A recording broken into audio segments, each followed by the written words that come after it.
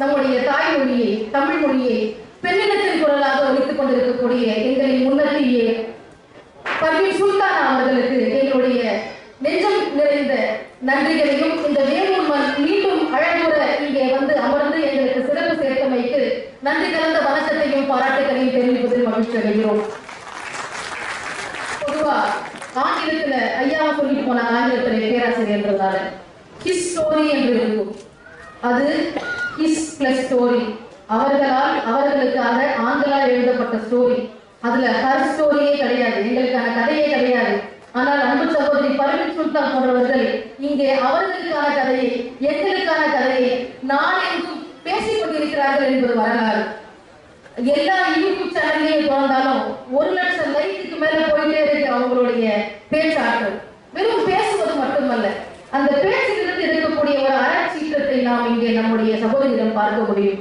மீண்டும் ஒரு முறையாக இந்த அரங்கத்திலே ஒரு ஆசிரியராக, ஒரு பேச்சாளராக, ஒரு வீரம் செறிந்த பெண்ணாக இங்கே நமக்கு அடையாளப்பட்டுக் கொண்டிருக்கக்கூடிய பர்வீன் சுல்தான் அவர்கள் நிறைவு பேச்சாளராக இந்த அரங்கத்தை நிறைவு செய்வது அழகு, எங்களுக்கு பெருமை, கம்பீரம். அன்பு சகோதரி இந்த மேடையை அலங்கரித்து ஆவலாக காத்திருத்துக் கொண்டிருக்கக்கூடிய உங்கள் அத்துணை ரசிகர் பெருமக்களுக்கும் உங்களுடைய பேச்சால், இன்ப தமிழால் எங்களுக்கு களிப்புட்டுமாறு உங்கள் அனைவரின் சார்பாகவும் விரும்பி வேண்டி கேட்டுக்கொள்கிறோம்.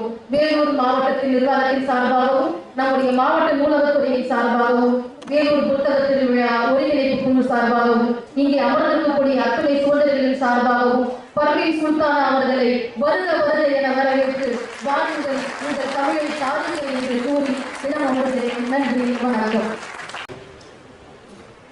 விசையுறும் பண்பினைப்போல், விசை உரு பண்பினை போல் உள்ளம் வேண்டியபடி செல்லும் உடன் கேட்டேன். நசையர் மன்னம் கேட்டேன், நித்தம் நவம் என சுடர்தரும் உயிர் கேட்டேன். அசைவது மதி கேட்டேன், இதை அருள்வதில் உனக்கெரும் கலையுள்ளதோ வல்லத்தாராயோ இந்த மாநிலம் பெறுவர்கள்.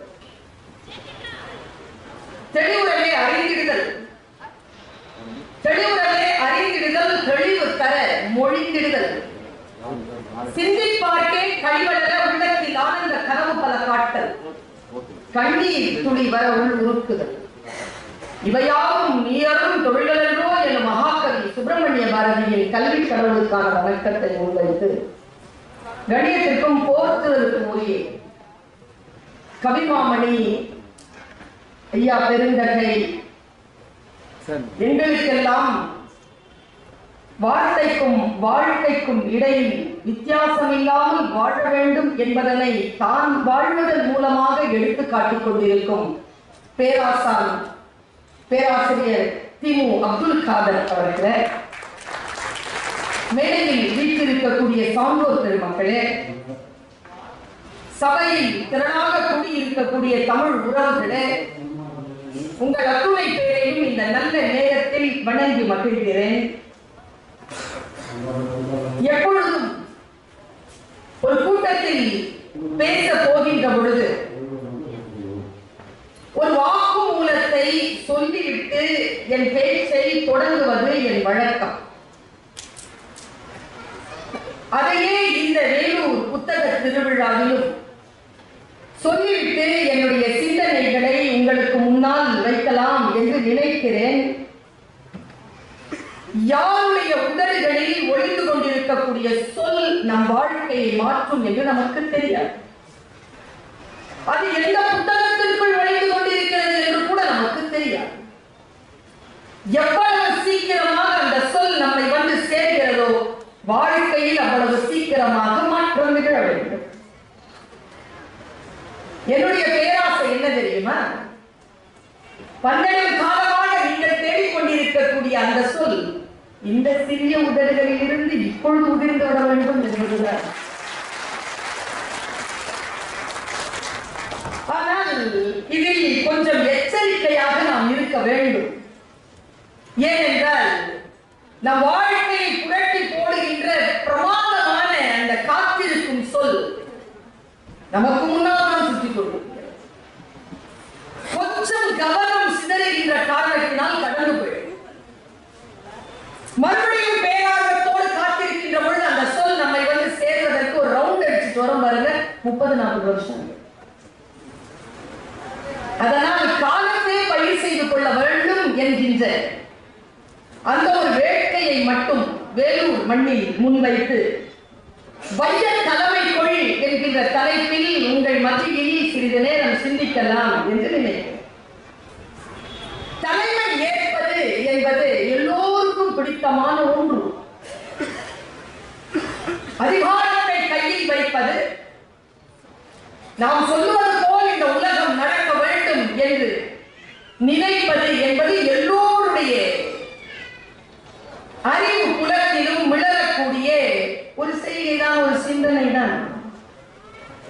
வைய தலைமை கொள் என்கின்ற சொல்லை புதிய ஆத்திச்சூடியிலே பாரதியார் பயன்படுத்துகிறார். இந்த உலகத்திற்கு தலைமை ஏற்றுக்கொள் என்கிறார். நான் எப்பொழுதும் முதலில் பேச வந்த பொருளை, இந்த தலைப்பை நான் எப்படி அணுகுகிறேன் என்பதனை சொல்லிவிட்டால் இந்த சில மணித்துளிகள் என் கரம் பற்றி, என் சிந்தனை கரம் பற்றி நீங்கள் கரை சேரக்கூடும். நான் எப்படி இந்த தலைப்பை உள்வாங்குகிறேன் அப்படின்றத மட்டும் சொல்லிடுறேன். சில பேர் போன் வச்சுட்டு என்ன என் பேச்சை ரெக்கார்ட் பண்ணி வச்சுக்கிறீங்க.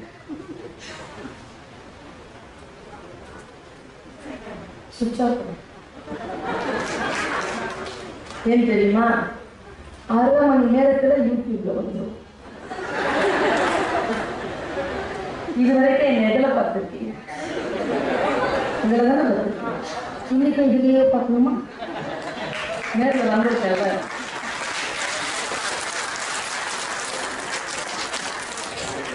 எதை ஆவணப்படுத்துறதுன்னே தெரியாம எல்லாத்தையும் ஆவணப்படுத்திட்டு இருக்கோம்.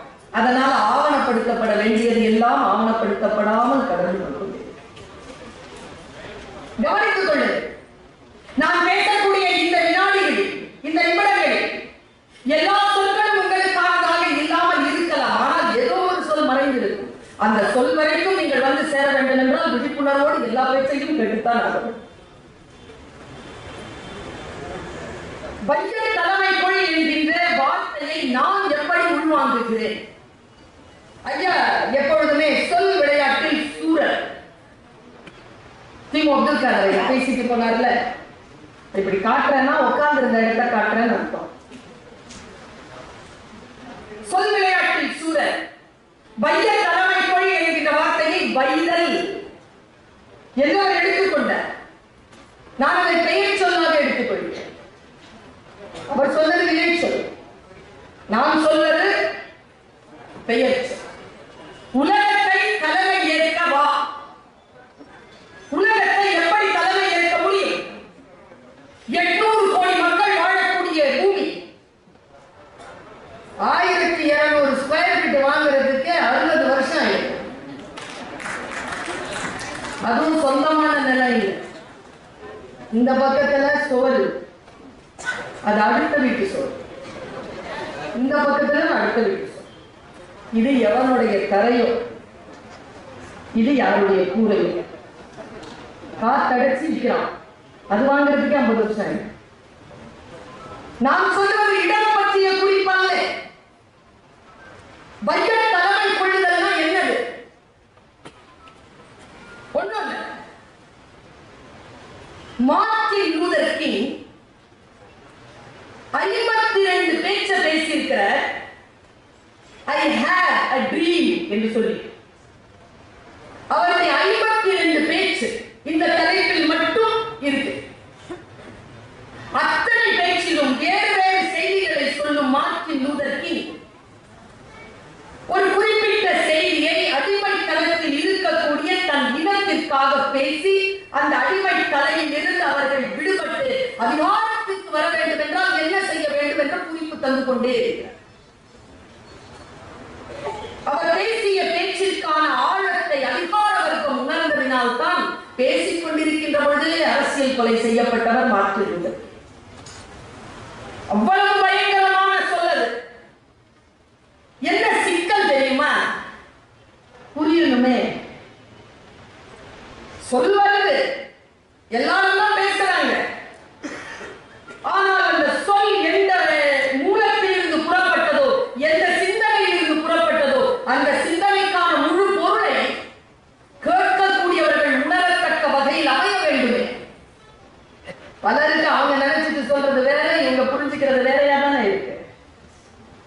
பாருங்க, மார்ட்டின் லூதர் கிங் சொல்கிறார், என் தாழ்த்தப்பட்ட இனத்தை சேர்ந்த இளைஞனே, நீ எழுச்சியுற வேண்டுமா? அதிகாரம் கையில் வர வேண்டுமா? வையத்தலை கொள்ள வேண்டுமா? உன் ஆளுகையை, உன்னுடைய வேலையை, உன் புரட்சியை எங்கிருந்து தொடர்ந்து தெரியுமா? ஆங்கிலத்தில் பேசுறார்கள். உன் மீது எனக்கு ஒரு கனவு இருக்கிறது என்று பேசுகின்ற மார்ட்டின் லூதர் கிங் இப்படி சொன்னார். தெருவெருக்குகிறாயா? தெருவெருக்குகின்ற இளைஞனே, உன்னுடைய துடைப்பத்தை எடுத்து அந்த தெருவை எப்படி பெருக்கு என்றால், பீத்தோவன் என்கின்ற இசைக்கலைஞன் தன்னுடைய இசைக்கருவியை எடுத்து எப்படி வாசிப்பானோ அப்படி தெரு பெருக்குவார். நான் இங்க ஒரு நிமிஷம் நிற்கிறேன். இப்ப நான் யாரு?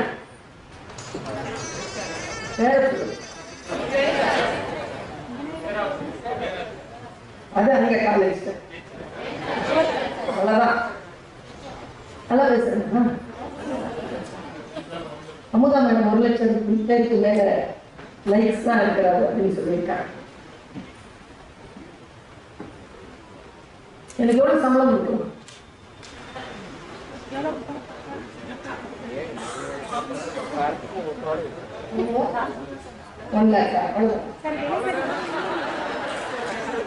காலத்துக்கு 3 வேலை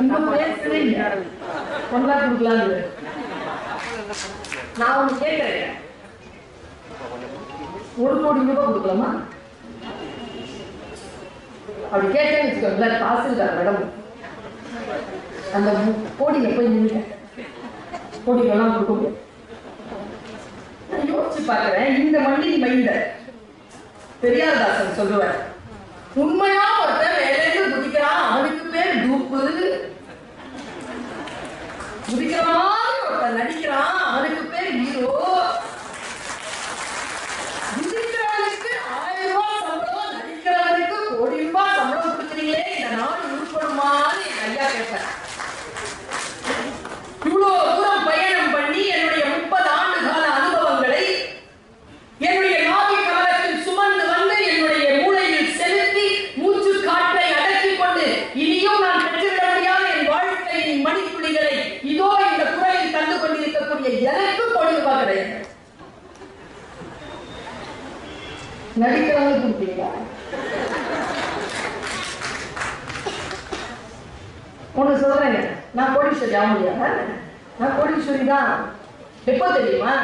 பர்வீன் சுல்தானா பேசுகிறேன் என்றால் எப்பொழுது தமிழ் தெரிந்த உலகில் 1 கோடி காதுகள் திறந்து கொள்கின்றனோ அப்பொழுது நான் கோடீஸ்வரி ஆகிறேன். வையத்தலைமை கோடி என்கிற சொல்லுக்கான விளக்கம் இதுதான். நீங்கள் எந்த துறையில் இருந்தாலும் அந்த துறைக்கு தலைமை ஏற்றுக்கொள். இதைவிட சிறப்பானது எதுவும் இல்லை என்கின்ற நிலையில் உங்களை உயர்த்தி நிற்கிறதா? அந்த செய்கை உங்களிடத்தில் இருக்கிறதா? நீங்கள் தலைமைத்துவத்திற்குள் வந்து விட்டீர்கள் என்று பொருள். நான் இப்படி கேட்கிறேன், அடுத்தவங்களுக்கு நாம ரொம்ப நல்ல லீடர், சூப்பர் லீடர் நாம அடுத்தவங்களுக்கு. நான் எப்பவுமே சொல்லுவேன், நமக்கு ஏதாவது பிரச்சனையா இருந்தா நம்ம வக்கீலா இருக்க பாத்துட்டீங்களா? இந்த போஸ்டிங்ல டக்கு டக்கு எடுக்கணும். அடுத்தவங்க தப்பு செஞ்சா ஜட்ஜ் ஆயிடும், டக்குனு ஜட்ஜ் ஆயிடும். கரெக்டா மேடம்? அவ்வளவு பாதிக்கப்பட்டு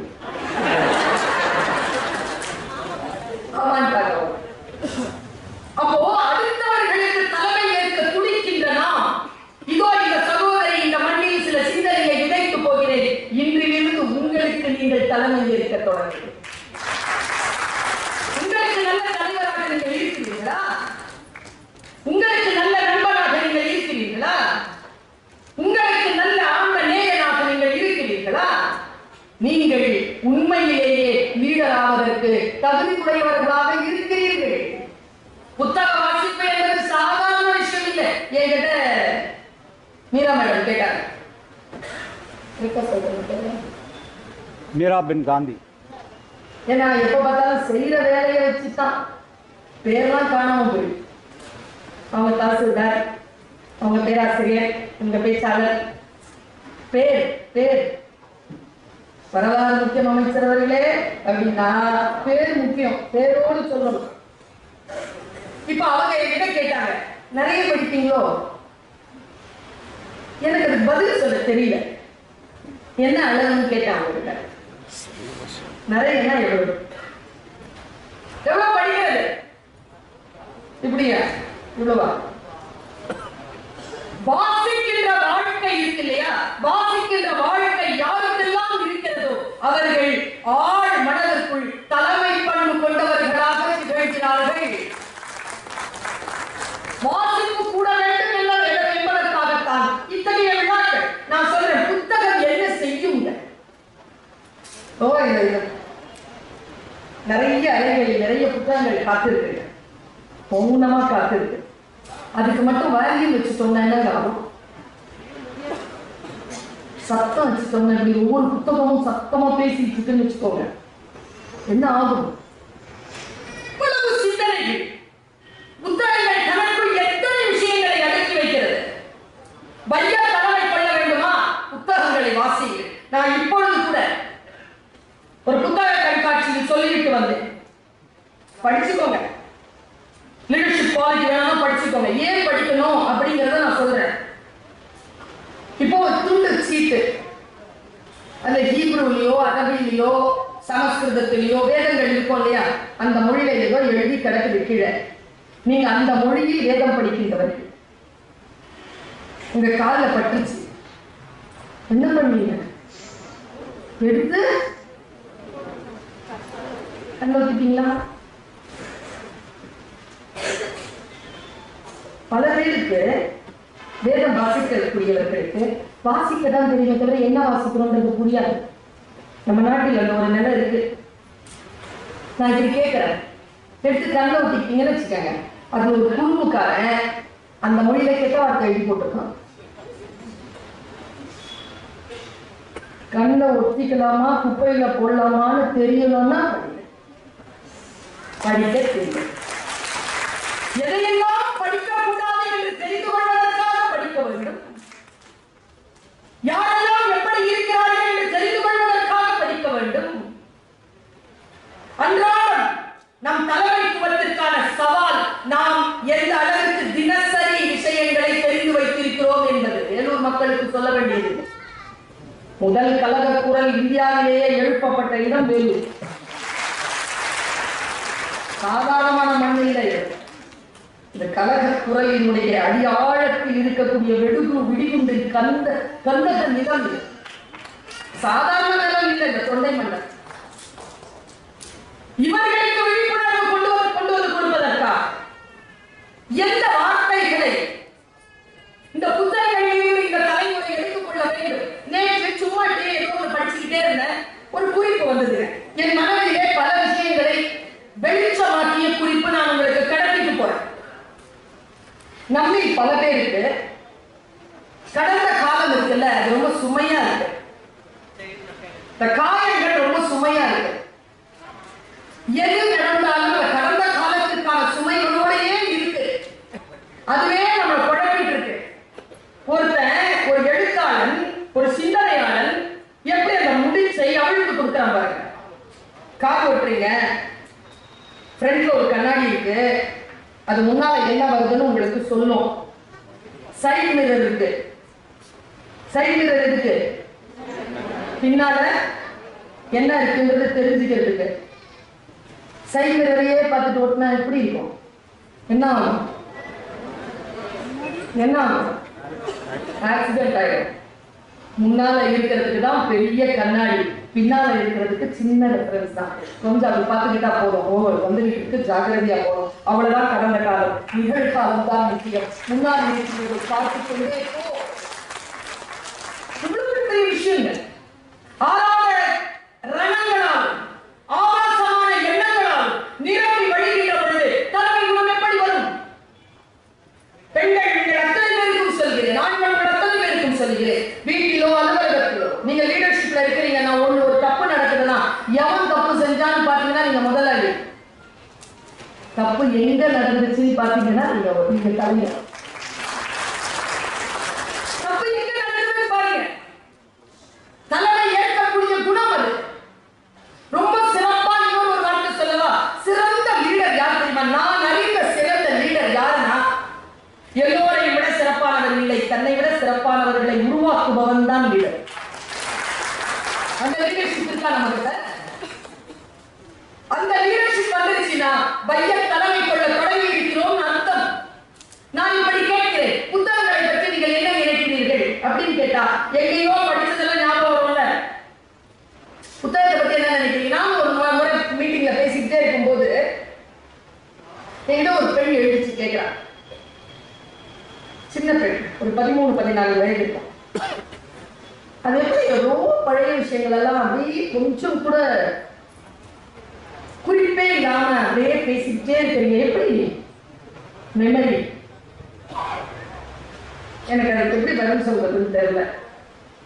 ஏன்னா அது தவிர்த்து மற்ற எந்த குப்பையையும் நான் சேர்த்துக்கிறதே இல்லை. சரியா? இங்க ரொம்ப அழகான விஷயம் சொல்லவா? மகாபாரதத்துல பெரிய மனித சமூகத்தின் சாபம் சொல்லப்படும். பெரிய சாபம் என்ன தெரியுமா? யாருக்கு கிடைத்த சாபம் தெரியுமா? கர்ணனுக்கு கிடைத்த சாபம். உன் உயிர் போகும் பொழுது அந்த உயிரை காப்பாற்றிக் கொள்வதற்காக நீ கற்ற கல்வி மறந்துடும். என் வாழ்க்கை ஆக பெரிய வரமே. நான் 20-25 ஆண்டுகளுக்கு முன்னால் கற்றது கூட எனக்கு நினைவில் நிற்கும். கல்வி என்பதே நினைவில் நிற்பதற்கான ஒரு மிகப்பெரிய ஆயுதம் தான். கற்பனை எதற்கு தெரியுமா? முக்கியமான சூழல் வருகின்ற பொழுது வெளிப்பட்டு அதை ஆளுகை செய்வது. புத்தகங்களை குறித்து பெரியவர்கள் என்ன எல்லாம் சொல்லி இருக்கிறார்கள் நான் ஒரு பட்டியல் சொல்றேன் பாருங்க. ஒருத்தர் சொல்ற, 1 கோடி ரூபாய் கிடைத்தால் என்ன செய்வீர்கள்? மகாத்மா காந்தி ஒரு நூலகம் கட்டுவேன். சூப்பர்ல. பெண்களின் நம்ம பெரியார், தந்தை பெரியார், பெண்களின் கல்வியை பிடிங்கிவிட்டு புத்தகம் கொடுத்தால் போதும், நீ ஒன்றும் எனக்கு கோடி ரூபாய் கொடுக்க வேண்டும். தந்தை பெரியார். தனிமைக்கு தள்ளப்பட்டால் புத்தகங்களோடு மகிழ்ச்சியாக இருந்துவிட்டு வருவேன். ஜவஹர்லால் நேரு. சொல்லவா? எனக்கு வயசான அப்புறமா ரொம்ப தள்ளாத வயதான பிறகும் இயற்கை எனக்கு உயிர் கொடுத்திருந்தால் ஒரே வரம் தான் கேட்கிறேன், வாசிப்பதற்கு இந்த கண்களில் வெளிச்சம் இருக்கு. அவ்வளவு வச்சிருக்கேன் கண்களுக்கு, சேர்த்து வச்சிருக்கேன். எவ்வளவு முடியும் படிக்கிறேன். படிக்கிறதுக்கான சூழல் இல்லாத போது அடுக்கி வைக்கிறேன். படித்து முடிக்க வேண்டிய புத்தகங்களை அடுக்கி வைத்திருக்கிறேன். இதுதான் நிறைவேறத்தில் என்னுடைய வேட்கை. மகிழ்ச்சியாக வாழ்ந்துவிட்டு வருவேன் என்றால் ஜவஹர்லால் நேரு. என் கல்லறையை மறக்காமல் எழுதுங்கள். இங்கே ஒரு புத்தக குழு உறங்கிக் கொண்டிருக்கிறது. ரசல். மனிதனின் ஆகப்பெரிய கண்டுபிடிப்பு எது? Albert Einstein book. வேறு எந்த புத்தகமும் வேண்டாம், சிறையில் புத்தகம் வாசிப்பதற்கு மட்டும் அனுமதியுங்கள் என்றார் நெல்சன் மண்டேலா. பிறந்த நாளுக்கு என்ன வேண்டும் என்று கேட்டபொழுது தயக்கமின்றி லெனின் கூறியது புத்தகங்கள். ஒவ்வொரு படமும் நடிக்க ஒப்புக்கொள்கின்ற அந்த முன்வரவு படத்தில் முதலில் வாங்கியது புத்தகம்தான். ஷாலினி சாப்பிட்டது. ஒரு குழந்தைக்கு நீங்கள் வாங்கி தரும் ஆக சிறந்த பரிசு ஒரு புத்தகம். சர்ச்சில் பயங்கரமான போராட்ட ஆயுதங்கள் எது என்று கேட்ட பொழுது மார்ட்டின் லூதர் கிங் சொன்னான், புக்.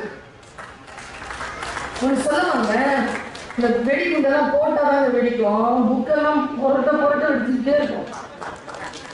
எங்க ஐயா வலுக்குச்சான்னு சொல்லுவார், நீ புரட்டி படிக்கிறாய், அது நல்ல புத்தகம் அல்ல. படிக்கின்ற பொழுதெல்லாம் எந்த புத்தகம் உன்னை புரட்டி போடுகிறது, அது நல்ல புத்தகம் பாரு. புத்தகங்கள் நம்மை புரட்டி போடுகின்றன.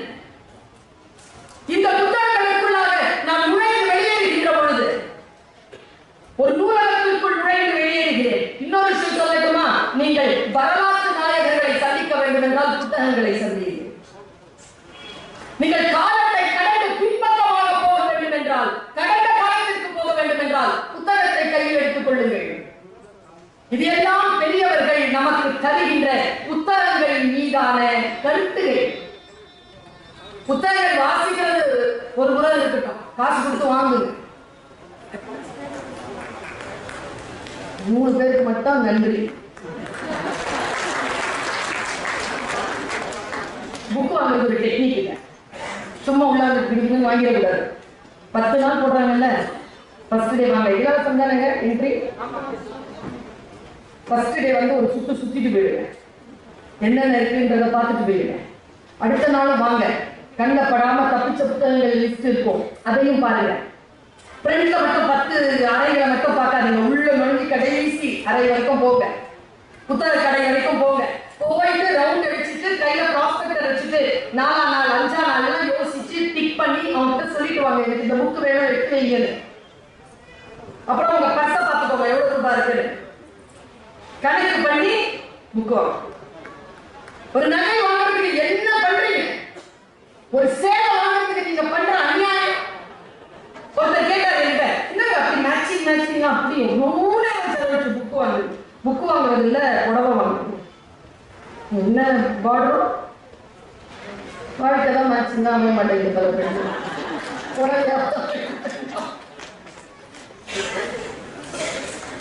புக்கு போய் வாங்குறது இருக்குல்ல, பெண்களுக்கு சொல்கிறேன், புத்தகங்கள் வாங்குங்கள், வாசியுங்கள். புத்தகங்கள் வாசிக்க தெரிந்த பெண்களை பார்த்து அவர்களை ஏமாற்ற இந்த உலகம் அச்சப்படுகிறது. இந்த கையெழுத்து புத்தாதீங்க, சின்ன பெண்களை சொல்றேன். உண்மையாவே நீ ரொம்ப ஒரு மாற்றத்தை ஏற்படுத்த நினைக்கிறியா, ஒரு அட்ராக்ஷன் வரணும்னு நினைக்கிற, கையில புக்கு இருக்கு, அது நிறைய மாதிரியான ஒரு கேட்கிற நான் சொன்னா உனக்கே கோபம் வருகிறது அப்படிங்கிற ஒரு புக்கு பெரியார் புக்கு கையில பிடிச்சிட்டு போகும், டாபிக்கே போதும் முன்னாள் இருக்கிற தண்ணி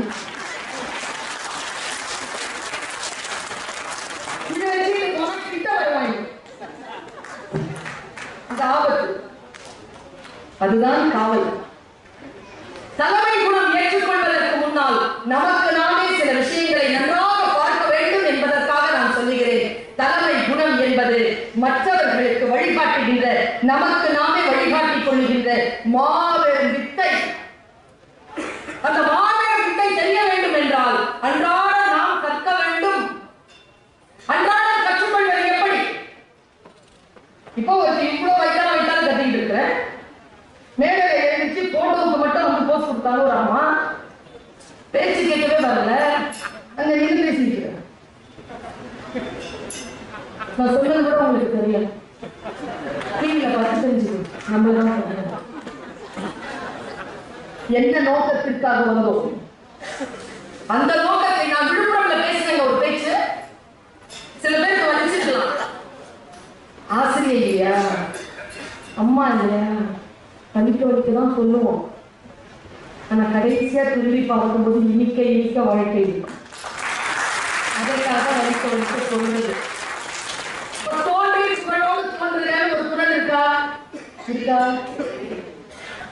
குரல் முடிங்க பார்ப்போம். தோன்றி குரலோடு தோன்றுக. சூப்பர். என்ன அர்த்தம்?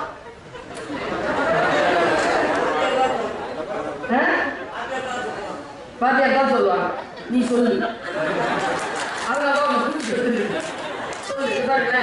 எனக்கு இருக்கிற விளக்கம் நான் சொல்ற விளக்கம் வித்தியாசமானதுங்க. நான் இந்த ஜெனரேஷனுடைய டீச்சர், சரியா? எல்லாம் 17-18 வயசுல இருக்கக்கூடிய குழந்தைகளுக்கான டீச்சர் தான். நான் சொல்றது சரியா இருக்காங்க. ஒரு பேனர் பார்த்தேன், 2 ஆண் பெண்ணும் கட்டி பிடிச்சிட்டு ஒரு போட்டோஸ், கல்யாண நாள் அப்படின்னு போட்டிருக்குது. இன்னைக்கு 27ஆம் தேதி. ஆனா நான் பார்த்தது, அந்த போட்டோ பார்த்தது 18ஆம் தேதி. அந்த போட்டோ நான் 18ஆம் தேதி பாக்குறேன், கட்டி பிடிச்சிட்டு இருந்தது 2 கல்யாணம் இன்னைக்குதான். அதுக்கு முன்னாள் ஒரு 10 நாளாவது இருக்கும் போட்டோ ஷூட் முடிச்சு. இன்னைக்கு பிரார்த்தனை பண்ற அந்த கல்யாணம் நடந்திருக்கேன்.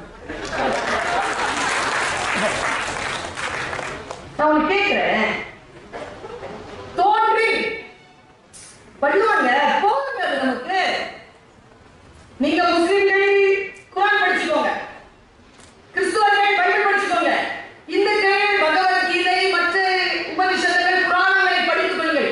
தமிழர்களாக இருக்கின்ற பொழுது நமக்கான மறை திருக்குறள் தான். திருக்குறள் சொல்லுது, புகழ் புரிந்த ஈரோடு இல்லை இகழ்வாரும்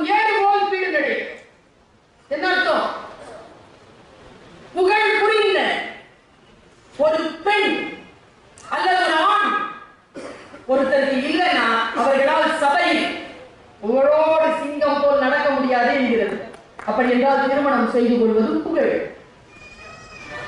27ஆம் தேதி புகழோடு இருக்கின்ற அந்த வாழ்க்கை வாழ்ந்துவிட்டு 28ஆம் தேதி பேனர் கட்டியிருந்தா தோன்றீர் புகழோடு தோன்றும். சரி, இது சொல்ற இன்னொரு திருச்சி ரோட்லங்க ஒரு பொண்ணுங்க, இங்கெல்லாம் இப்ப பேனர் கலாச்சாரம் இருக்குன்னு தெரியாது. நான் இங்க இருந்து 135 கிலோமீட்டர் தள்ளி இருக்கிறேன், சென்னையில இருக்கிறேன். இதுல ஒரு பொண்ணு இப்படி போறா, மணப்பெண். ஒரு பையன் இந்த முந்தானே அப்படி பிடிச்சு வைப்பான், மணமணம். இந்த பொண்ணு இப்படி திணிப்பான். திருமண நாள் தந்தையை பார்த்து அடுத்த மாசம் அவன் இப்பவே துப்பட்டா பிடிச்சி இழுக்க தொடங்கிட்டான். கல்யாணம் அடுத்த மாசம். இதெல்லாம் வலிக்கல அவதான் மேடம். அம்மா அப்பா இருக்காங்கல்ல, அந்த 2 பசங்களுக்கு அம்மா அப்பா 2 பேரை கட்டி பிடிச்சிட்டு கீழே நிற்கிறாங்க போட்டோல. உட்படும் நான் சொல்லாம யார் சொல்றது? திட்டிட்டு போங்க. அம்மா அப்படிதான் சொல்லுவா. கடைசி வரைக்கும் பிள்ளை திருந்தாத வரைக்கும் எவ்வளவுதான் பிள்ளை கோபித்துக் கொண்டாலும் அறிவுரை சொல்வதனை தாய் நிறுத்துவதே கிடையாது. இது சொல்றேங்க. செல்ஃபி பிடிக்கிறீங்களா? சினிமா ஆக்டர்ஸ், அரசியல் தலைவர்கள், புகழ், உங்க செல்ஃபி எடுத்துக்கிறீங்களா? லீடர்ஷிப் குவாலிட்டி உங்ககிட்ட இருக்கான்னு பார்த்துக்கோங்க. நான் சொல்லித்தரேன் லீடர்ஷிப் குவாலிட்டி. நான் ஒன்றும் பெரிய செலிபிரிட்டி கிடையாது, நான் ஒரு ஸ்பீக்கர், அவ்வளவுதான். செல்ஃபி எடுத்துக்கிறீங்களா? ஸ்கிரீனை பாக்குறீங்களா? 2 பேர்ல ஒருத்தர் புகழுடையவரா இருக்காருங்களா? அப்பதானே நீங்க எடுக்கிறீங்க செல்ஃபி. அது ஏன் நீங்களா இருக்கக்கூடாதுன்னு கேட்கிறேன். அது நீங்களா இருக்கக்கூடாது. தோற்று புகழோடு தோற்று, அகிலா தோற்றவே தோற்றாமை நன்று கவனது. குடிக்கிறதுக்காக தென்காசிக்கு குற்றாலம் போனா 4 பயிர் ஓடி வந்து தபக்கு தண்ணி விடுது. செல்ஃபி எடுத்தாங்க, குளிக்காம போயிட்டாங்க. அந்த அருவிக்கு அதை விட பெரிய அவமானம் தெரியும். தோன்று நான் ஒண்ணு கேட்கிறேன். தமிழ்நாட்டிலேயே சுயமரியாதையில் முன்னிற்கக்கூடிய மாநிலம் தமிழ்நாடு என்றால் தமிழ்நாடு சுயமரியாதையோடு இருக்கிறது என்பதற்கான சிறு சிறு உதாரணங்களை இப்பொழுது நான் பேசிக் கொண்டிருப்பேன். கற்றுக்கொள்ளுங்கள், படித்தால் தான் தெரிகிறது. விடுதலை என்பது என்ன என்று தெரிகிறது, அடிமைத்தனம் என்பது என்ன என்று தெரிகிறது. பல இடங்களில் எனக்கு புரிஞ்சதே இல்லை, பல நேரங்களில் இங்க செய்யல அந்த வேலையை. சாதாரணமா நாங்கெல்லாம் வந்தா எங்களுக்கு ஒரு சாங்க போட்டுவாங்களா? பொன்னாடை பையனாடை போட்டுவாங்களா? ஏன்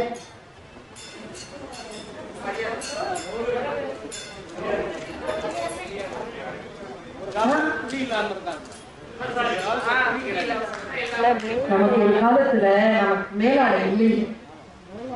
மேலாடை பெற்று சுயமரியாதையுடன் வாழ்கின்ற இனம் என்று இந்த அடுத்த தலைமுறைக்கு சூளுரைக்கக்கூடிய ஒரு முறைதான் வருகின்றவர்களுக்கு ஆடை அணிவித்து பெருமை சேர்த்த திராவிட சிந்தனை. ஆமாம் தானே? அப்பதான் இன்றைய தலைமுறைக்கு ஒரு விஷயம் சொல்லணும்ல. எப்பா உடம்ப போட்டி துணி போடுறது தான்ப்பா சுதந்திரம், அதை கழட்டி காட்டுறது அப்படிங்கிறது அடிமைத்தனப்பா. இது நம்ம நாட்டினுடைய மரபுப்பா, நம்ம மொழியினுடைய மரபுப்பா. இது லீடர்ஸ் பாருங்க, எந்த பெண் லீடர் ஆகுது குறையாடை முடித்துக் கொண்டு வருவாளா? நீ லீடராக வேண்டும் என்றால் மரியாதையோடு உன்னுடைய உடலை ஒரு ஆயுதமாக மாற்றினால் ஒழிய நாம் தலைமைத்துவத்தை பெண்கள் மத்தியில் வளர்க்க முடியாது. எங்க அம்மாங்க எனக்கு 45 வயசு தாண்டி இருக்கீங்க, எங்க அம்மாவுக்கு 79 வயசு. இன்னைக்கு நான் செருப்பு போட்டுட்டு வெளியில வந்தாலும் எங்க அம்மா ஒரு நிலக்கண்ணி அடிச்சிருக்கு. ஏன் வச்சிருக்கு? செருப்பு போட வச்சிருக்குங்க. 6 பேர் நிலக்கண்ணாடி ரூம்ல தான் இவ்வளவுதான். 6 பேர் எனக்கு செருப்பு போடுற இடத்துல. எனக்கு தெரிஞ்ச எங்க அம்மா 30 வருஷம் வச்சிருக்காங்க. செருப்பு போடும்போது பெண் குழந்தைகள் 3 எங்க அம்மாவுக்கு.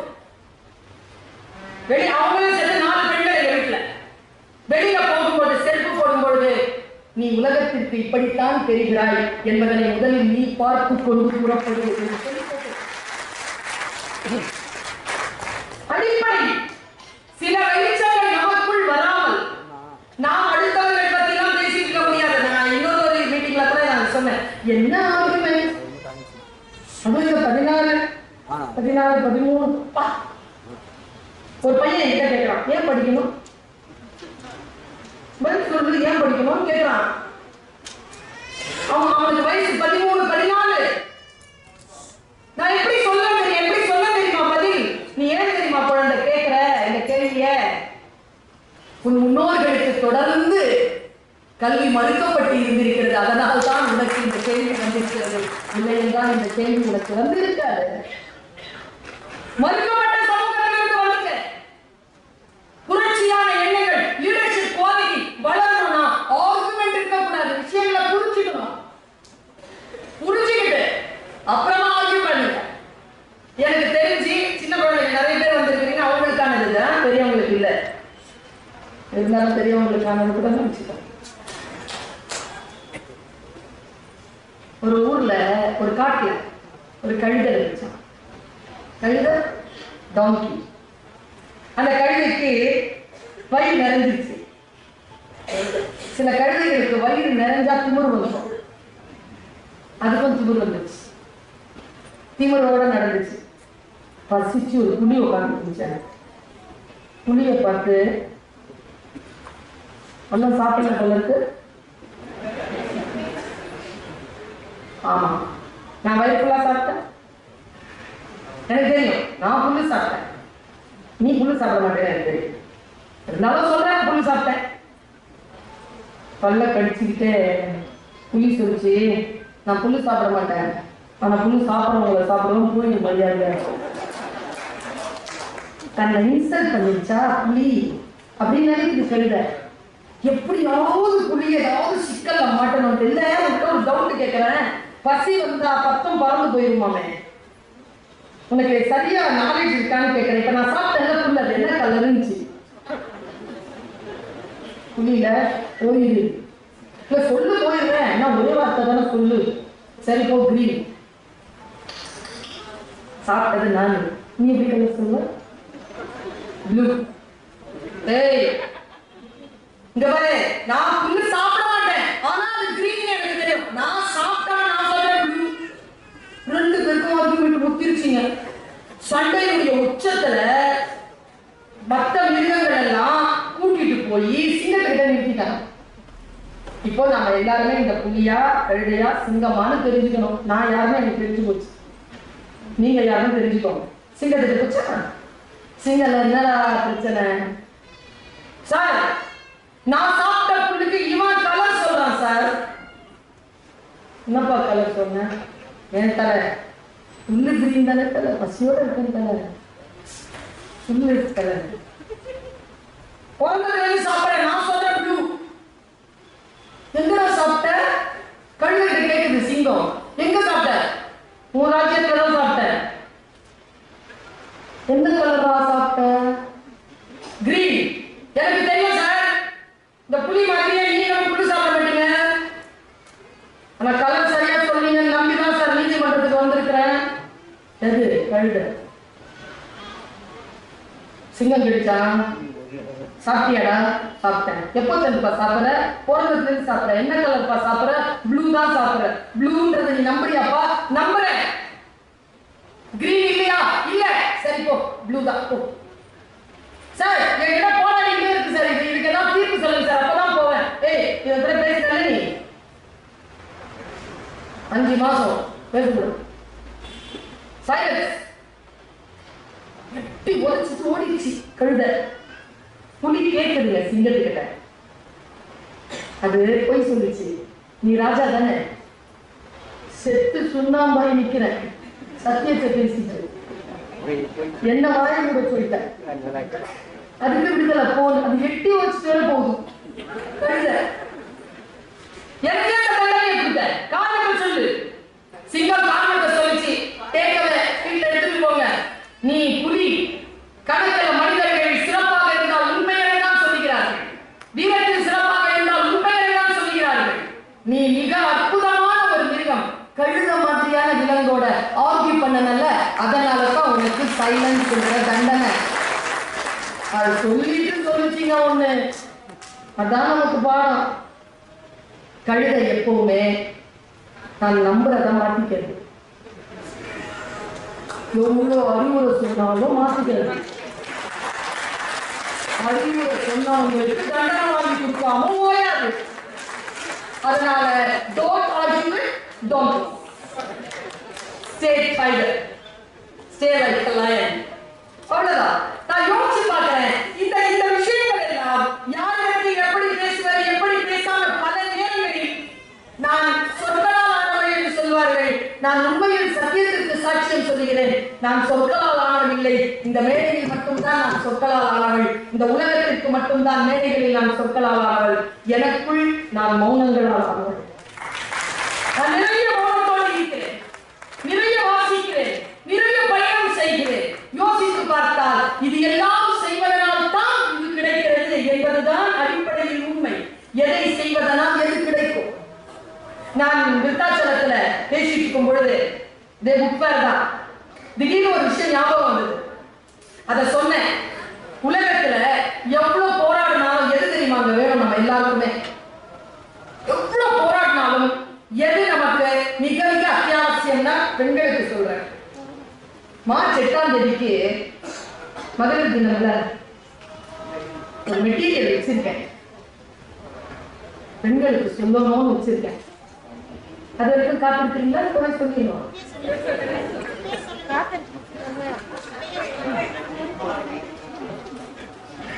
உங்களுக்கு எல்லாம் அகேன்ஸ்ட் தான். சரி, வர்றது வரட்டும், கேடு ஒரு மாசம் கழிச்சு வரட்டும் தோணுதா பாரு.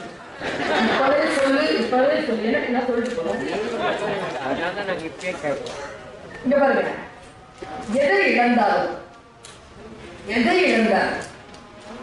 சுதந்திரத்தை மட்டும் இழந்துவிடாது. விடுதலை, அடிமைத்தனத்தோடு ஒன்றாகவும் இருக்காது. அன்பாரு சுயமரியாதை அப்படிங்கிறது தந்தை பெரியார் தருகின்ற விளக்கம் என்ன தெரியுமா? எனக்கு யாரும் பெரியார் இல்லை என்று சொல்லுவது இல்லை சுயமரியாதை. நான் யாரையும் விட உயர்ந்தவர் இல்லை என்று சொல்வதுதான் சுயமரியாதை. அது இருக்கா நமக்கு? நான் யாரையும் விட உயர்ந்தவர் இல்லை, இந்த அதிகாரம் என்பது அடுத்தவர்களை விட உயர்வானது இல்லை என்று மக்கள் தொண்டராக தனக்கு நினைத்துக் கொள்ளக்கூடியவன் தான் தலைவர். அவன் தான் சுயமரியாதை தலைவர். பாருங்க, என்னுடைய கல்லூரி இருக்கு இல்லையா, அது 70 வருஷத்துக்கு முன்னால கட்டப்பட்ட ஒரு கல்லூரி.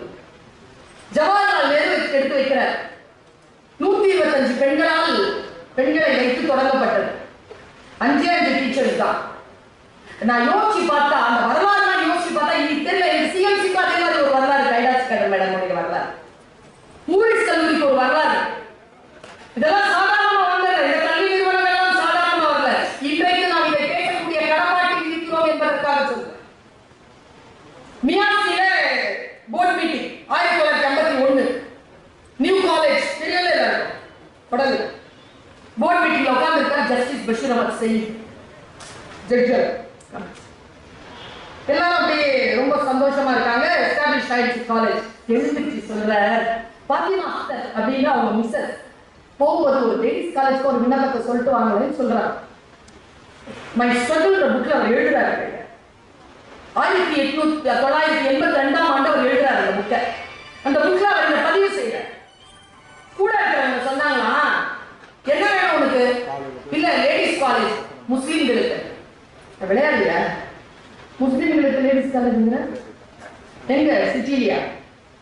முடியாது. அவர் சொல்ற 5 நட்சத்திர தகுதியுடன் உடலையும் புத்தியையும் மிக சிறப்பாக வைத்துக் கொண்டிருக்கக்கூடிய, உடல் நலமும் புத்தி நலமும் பேணுகின்ற ஒரு நிறுவனத்தை நான் கட்டி எழுப்புவேன் சொல்லிட்டு 1951 வெளியே வரார். 1955 எஸ்டாப்ளிஷ் பண்ணிட்டார் SIT காலேஜ் அப்படின்னு.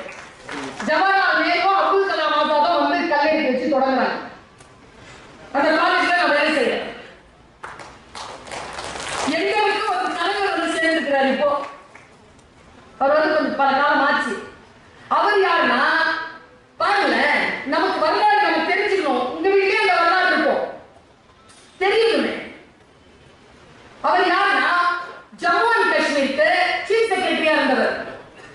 பாபரி மஸ்ஜித் இடிப்பின் பொழுது கலவரம் நடக்காமல் பல்லாயிரக்கணக்கான உயிர்களை காப்பாற்றிய அந்த பொறுப்பில் இருந்தவர் மூசா ரசா. அதனால் அவருக்கு பத்மபூஷன் விருது வழங்கப்பட்டது. அவர் தான் எங்க காலேஜ்ல தலைவர். அவர் ஒரு புக்கு எழுதுறார். அவர் வந்து ஒரு ஈஸ்வஸ் ரீடர். 8000 புக்கை காலேஜ்க்கு கொடுத்திருக்கார். 86 அகவை. பிரம்மாண்டமா பேசுவார். நான் ரொம்ப கவனிப்பேன், பேச்ச ரொம்ப கவனிப்பேன். பாருங்க, அவர் ஒரு விஷயம் சொல்ற, உங்களுக்கு புரியுதா பாருங்க. புரிஞ்சிருச்சுன்னா கொடுத்து வச்சவங்க நீங்க. புரியணும். நான் சொல்றது புரியுதா, காதுல விழுதா அப்படின்னு சொல்றாங்க தெரியுமா டீச்சர். ஐயோ புரியுதா அப்படின்னா ஏஸ் மிஸ் நான் இன்னும் சொன்னா மறுபடியும் கிளாஸ் எடுக்க ஆரம்பிச்சுருவாங்க. உடனே எஸ் மிஸ். அவர் சொல்ற சேவல் சண்டை மாதிரி. சேவல் சண்டை தெரியுமா? ஒரு படம் கூட உண்டு, அதான் பார்த்தேன். எங்கிருந்து வருதுன்னு கேட்டுதான் இஸ்ரோன்னு ஒன்று விஷயம் பையா. அதுக்கான இயக்குனர் பேர் என்ன கண்ணு? லியோ படம் பார்த்தியா? அந்த இயக்குனர் பேர் உனக்கு சொல்றேன். லியோ பட இயக்குனர், ஜெயிலர் பட இயக்குனர், இப்போ வந்து எல்லா முன்னணி நட்சத்திரங்களுடைய பட இயக்குனர் பேரெல்லாம் நம்ம தெரிஞ்சு வச்சுக்கிட்டீங்கன்னா அவங்க நிறைய சம்பாதிப்பாங்க. நான் சொன்னாலே இந்த இஸ்ரோ இந்த மாதிரி அமைப்புகள் அதுல இருக்கிற இயக்குநர்களை பத்தி தெரிஞ்சுக்கிட்டா நம்ம நிறைய சம்பாதிக்கலாம், நம்ம நிறைய எழுதலாம், நம்ம நிறைய பயணம் பண்ணலாம், நம்ம நிறைய பதவிகள் உட்காரலாம். நமக்கு தெரியாம தெரிஞ்சு அவர் எழுதுற இந்த சேவல் சண்டை மாதிரி சின்ன பட்டு குருவி சண்டை நடக்குமாங்க வடநாட்டுல. நவாபுகள் வீட்டுல நடக்குமா. இந்த பட்டு குருவி எப்படி இருக்குன்னா பட்டு நிறத்துல இருக்கணுமா, கொண்டை மட்டும் வந்து கலர் கலரா இருக்குமா. 2 நவாபுகள் அதை கொண்டு வருவாங்க. ஒரு பட்டு நூலை காலில் கட்டிட்டு ஒரு பட்டு துணியை விரிச்சு 2 சண்டை விடுவாங்க. எல்லாரும் காசு போடுவாங்க, நிறைய காசு. அந்த குருவி அப்படி நடக்குவாங்க. அது நடக்க காசு போடுவாங்க. 2 சண்டை ஆகுமா. சண்டையில ஒரு குருவி உட்காந்துக்கும், ரத்த கலரில் உட்காந்துரும். ஒரு குருவி ஜெயிச்சிடும். ஜெயிச்ச குருவிக்கு என்ன தெரியுமா பரிசு? ஜெயிச்ச குருவியுடைய ஓனருக்கு 1 லட்சம் ரூபாய். ஜெயிச்ச குருவிக்கு ஒரு தங்க துண்டு, ஒரு பெரிய ஒரு பட்டம், அதுல ஒரு தங்க சங்கிலி. அது இப்படியே நடந்து போய் உள்ள உட்காந்துக்கும். அதுக்கு ஒரு கிளி பழம் கொடுப்பாங்க. தோத்த குருவி இருக்குல்ல, அதுக்கு என்ன தண்டனை தெரியுமா? அவங்க வாத்தியா இனிமேல் குருவி சண்டையை நடந்துட்டாரு. 1, 2, 5 வருஷம் ஏதோ பேன். அடுத்தது அந்த குருவியுடைய கொண்டை இருக்குல்ல, அதை வெட்டி குருவியை பறக்க விட்டுருவாங்க. மூசா ரசா எழுதி முடிக்கிறார், நான் ஜெயித்த குருவிக்காக வருத்தப்படுகிறேன், தோற்ற குருவிக்காக சந்தோஷப்படுகிறேன். எதை இழந்தாலும் சுதந்திரத்தை தக்க வைத்துக் கொள்ளுங்கள். ஜெயிக்கிறோமோ தோற்றமோ அது முக்கியம் இல்லை. இறக்கின்ற பொழுது எங்கள் கல்லூரிக்கு 1 மாதத்திற்கு முன்னால் அந்த பாலமகேந்திரா சொன்னார், நான் இந்த உலகத்திற்கு சொல்லிவிட்டு போகின்ற செய்தி இதுதான். ஜெயிக்கிறோமோ தோற்றமோ அது முக்கியம் இல்லை, விரும்பியதை செய்து கொண்டிருக்கிறோமா, அந்த சுதந்திரம் இருக்கிறதா, அதுதான் முக்கியம் என்று சொன்னார் இல்லையா? அந்த சுதந்திரத்தை தக்க வைத்துக் கொள்ளக்கூடிய உணர்வு. நான் சொல்லலாம், மார்ச் 8ஆம் தேதிக்கு ஒரு தகவல் இருக்கு என் கையில். பெண்கள் எப்பொழுதுதான் வன்முறைக்கு உட்பட்டாலும் அந்த யார் நம்மளை அபியூஸ் பண்றாங்களோ அவங்களோடயே இருப்பாங்க. பார்த்துருக்கீங்களா? எப்ப யோசிச்சு பார்த்துருக்கீங்களா? அதுக்கு என்ன காரணம்? நான் சைக்காலஜிஸ்ட் கிட்ட போய் உட்காந்து கேட்டு புக்கு படிச்சு என்ன காரணம் தெரிஞ்சுக்கிட்டேன். யார் நம்மளை ரொம்ப அபியூஸ் பண்றாங்களோ அவங்க பக்கத்திலேயே இருப்போம். நம்ம அவங்களுக்கு ஒரு மாதிரி போதையா அவங்க கூடவே இருப்போம். ஏன் அப்படின்னா அவங்க அபியூஸ் மட்டும் பண்ண மாட்டாங்களாம், நடுவில் கொஞ்சம் முத்தங்களும் கொடுத்து கொள்வாங்க. இதுக்கு ட்ராமா பாண்டேஜ்னு பேரு. நடுநடுவில் அவர்கள் காட்டுகின்ற சிறிய சிறிய அன்புக்கும், நடுநடுவில் அவர்கள் தருகின்ற சிறிய சிறிய பரிசுகளுக்கும் பெரிய பெரிய காயங்களையும் பெரிய பெரிய இழப்புகளையும் சமாளித்துக் கொண்டு அவர்கள் கடுமையாக இருக்கக்கூடிய குணநிலையில் இருந்து இன்றைக்கே வெளியில் வந்துள்ளது. ஏன் எடுத்து கேட்டோம்னு வச்சுக்கோங்களேன், இந்த நான் சொல்ற குவாலிட்டி லீடர்ஷிப் குவாலிட்டி இங்க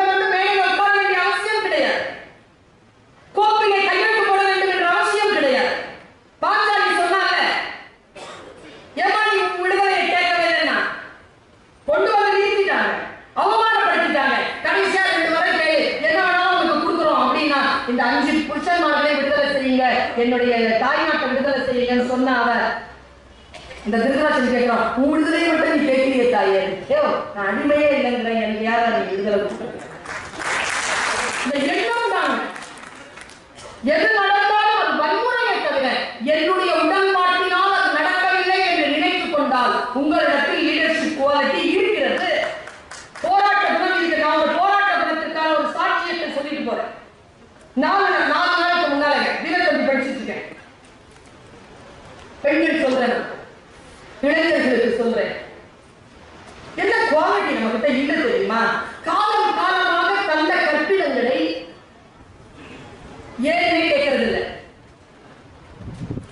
தன்னை பெரியார் சொல்லி கொடுத்திருக்காரு. எனக்கு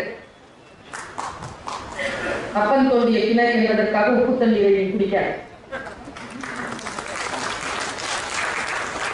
மறு வேற ஏதோ ஒரு கட்சி தான் வச்சிருக்கிறது. பார்த்து அடங்க மறு அத்து நீர் கட்சி எல்லாம் ஆனா பிடிச்சிருக்கு.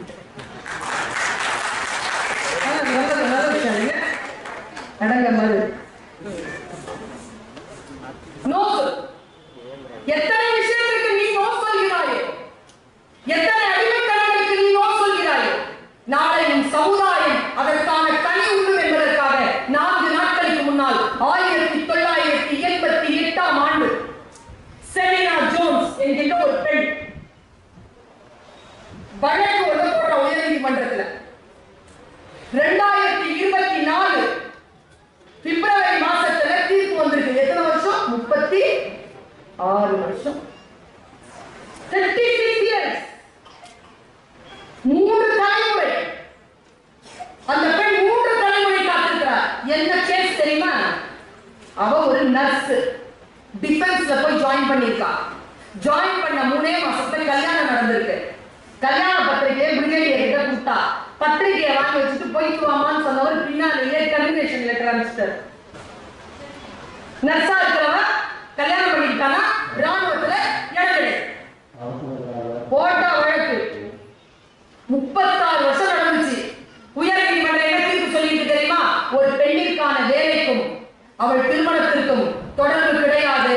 அந்த டிஃபென்ஸ் இந்த பெண்ணுக்கு 60 லட்சம் ரூபாயை ஒரே பேமெண்டா கொடுக்கணும் அப்படின்னு சொல்லிட்டு நான் பெருமைப்படவா துக்கப்படவா? ஒரு குடிமகளா பெருமைப்படுறேன், ஒரு பெண்ணா துக்கப்படுறேன். அவ 36 வருஷம் போச்சு. அவ அதுல இருந்து ஒரு சிங்கிள் டீ குடிக்க முடியுமா? இப்போ எல்லாம் பேரம் பேசிங்க எடுத்துட்டு போயிடும். அவ முதிய நிலையில் இருப்பா. இப்போ 88 வயசுல 1988ல 20 வயசுல இருந்தவ இப்ப என்ன வயசு இருப்பா? அவளுக்கான வயது போனது. ஆனால் நீதிக்காக அந்த செலினா ஜோன்ஸ் போராடினால இந்த இடத்தில் பரிசு சுல்தான் அவளுக்கு ஒரு சல்யூட் கொடுத்தார். போராடி பெறுங்கள். நம்முடைய உரிமை என்பது போராட்டத்தில் தான் வந்தது. நான் இப்படி சொல்லுவேன், பல இடங்கள்ல சொல்லுவேன். இந்த மேடையில அந்த மேடம் உட்கார்ந்து இருக்காங்க, பேராசிரியர் உட்கார்ந்து இருக்காங்க, வட்டாட்சியர் உட்கார்ந்து இருக்காங்க, மேடம் உட்கார்ந்து இருக்காங்க, ஆண்களும் உட்கார்ந்து இருக்காங்க. இந்த ஆண்களுக்கும் பெண்களுக்குமான வித்தியாசம் என்ன தெரியுமா? இவங்கெல்லாம் ஒரு 30-40 வருஷம் உழைச்சிருந்தா இந்த சீட் கிடைச்சிருங்க அவங்களுக்கு. நாங்க இங்க உட்காரத்துக்கு பின்னால 1000 வருஷம் போராட்டம், 1000 ஆண்டுகள் போராட்டத்துக்கு பிறகு எங்களுக்கு கிடைக்கிறது. கிடைச்சிருச்சா? சாதாரணமா கிடைச்சிருச்சா? இதெல்லாம் படிப்பெல்லாம் சாதாரணமா கிடைச்சிருச்சா? பேச்சுரிமை சாதாரணமா கிடைச்சிருச்சா? இது கிடைத்தவற்றை விட்டுவிடாமல் தக்க வைத்துக் கொள்வதற்கான வழி என்ன? இந்த லீடர்ஷிப்பை நான் எப்படி அடுத்த தலைமுறைக்கு கடத்துவது? எந்த விஷயத்திற்கு நான் நோ சொல்வது, எந்த விஷயத்திற்கு நான் ஏன் சொல்வது? உங்கள் அத்தனை பேரையும் பார்த்து சொல்கிறேன். பல நேரங்களில் இது நம்மளை ரொம்ப படுத்துதியா, ரொம்ப படுத்துது. எங்க படுத்துதுன்னு சொல்லவா? ரொம்ப இது ஆளுநர் செய்யற இடம் எதுன்னு சொல்லவா? ஒரு பையன் சொல்றான், கள்ளக்குறிச்சியில என்கிட்ட கேட்கிறான், ரீல்ஸ் பாக்குறதுக்கு மேடம் 7ஆம் கிளாஸ்ங்க, ரீல்ஸ் பாக்குறதுக்கு 1 நிமிஷம் தான் சொல்லிட்டு பார்த்தனா, நிமிந்து பார்க்கும்போது 24 மணி நேரம். கிளாஸ்க்கு போனா அப்பா எவ்வளவு நேரம் ஆயிடுச்சு, இன்னும் முடியலையான்னு நிமிந்து பார்க்கும்போது 10 நிமிஷம் தான் முடியும். இதுல இருந்து வெளியில வர்றதுக்கு நான் என்ன பண்றது சொல்லி கொடுங்க. இப்ப நான் என்ன சொல்றது? உங்க எல்லாருக்குமே சொல்லவா? ஒரு வேலையிலிருந்து ஆரம்பிப்போம். ஒரு நாளைக்கு 10 மணிக்கு மேல செல்போன் மூஞ்சில மொழிகிறது இல்ல, ஹியூமர்ல இருக்கிற மாதிரி இருக்கிறது.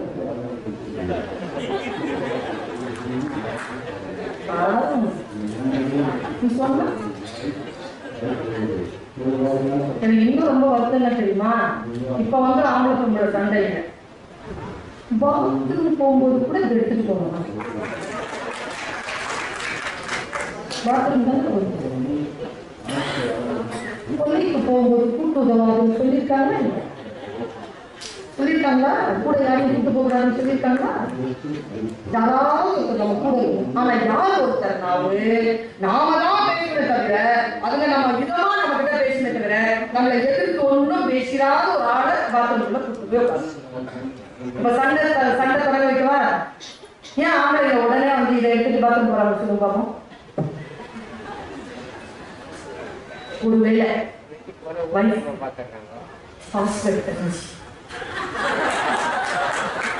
அந்த 5 minutes ஒரு பொண்ணு ஆக்சிடென்ட் ஆகி கிடக்குது, கையில இப்படி ஆயிடுச்சு, ரத்தம் வடியுது. அந்த போனை எடுத்து கேட்கிறேன், காலேஜ் போகுது, அப்பா நம்பர் சொல்லுறா, 108க்கு ஃபோன் பண்றேன், அப்பா நம்பர் சொல்லுறா.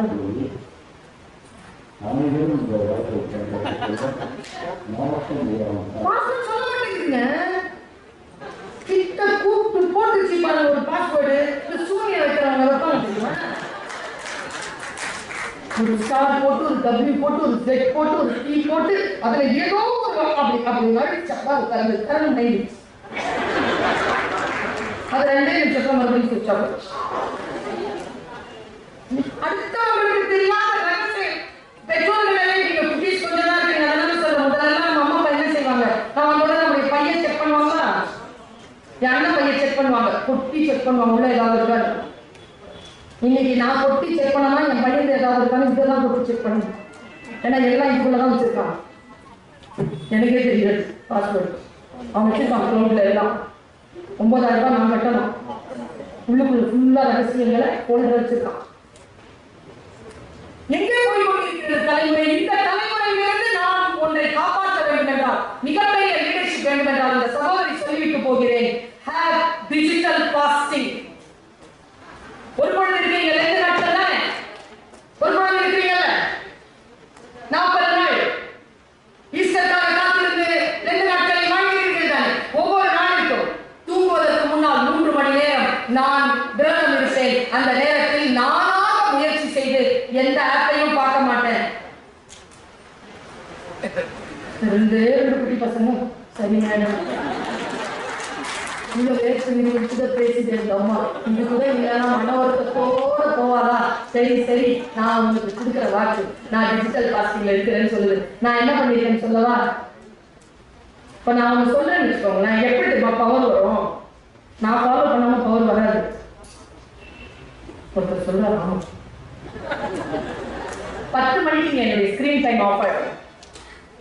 ஸ்கிரீன் டைம் ஆஃப் வச்சிருக்கேன், ஸ்கிரீன் டைம் ஆஃப் ஆயிடும். நான் திறக்கணும்னா அதுக்கிட்ட நான் பர்மிஷன் கேட்டு 3 நிமிஷம் போராடணும், அப்பதான் திறக்கும். அது 1 நிமிஷம் வேணுமா, 15 நிமிஷம் வேணுமா, இல்ல ஃபுல்லா விட்டுற சொல்றியா இல்ல கேன்சல் பண்றியா? ஒரு ரிக்வெஸ்ட் 4 கேட்கும். 15 நிமிஷம் கொடுத்தேன்னு வச்சுக்கோங்க, வாட்ஸ்அப் பார்க்கறதுக்கு. வாட்ஸ்அப் திறக்காது, போனுக்கு ஒரு பாஸ்வேர்டு வச்சிருப்பேன்ல, 10 முறை கேட்கும். ஓ அப்படின்னு வச்சிருவேன். அந்த அளவுக்கு எனக்கு தொந்தரவு போகும். அடுத்த நாள் காலையில காரிக்கு போ, நேற்று நீ பார்த்த ஸ்கிரீன் டைம் 8 மணி நேரம். முடிச்சுட்டு இருக்கு, குறைச்சி வந்து 2 மணி நேரம் குறைச்சிருக்கேன்.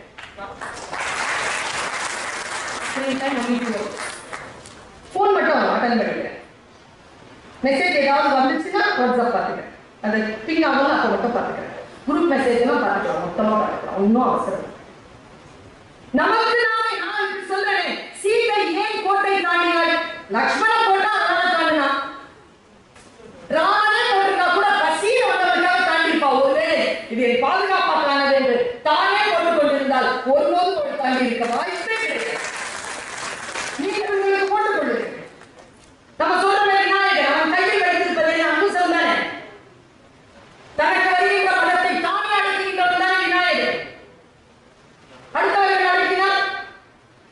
தான்.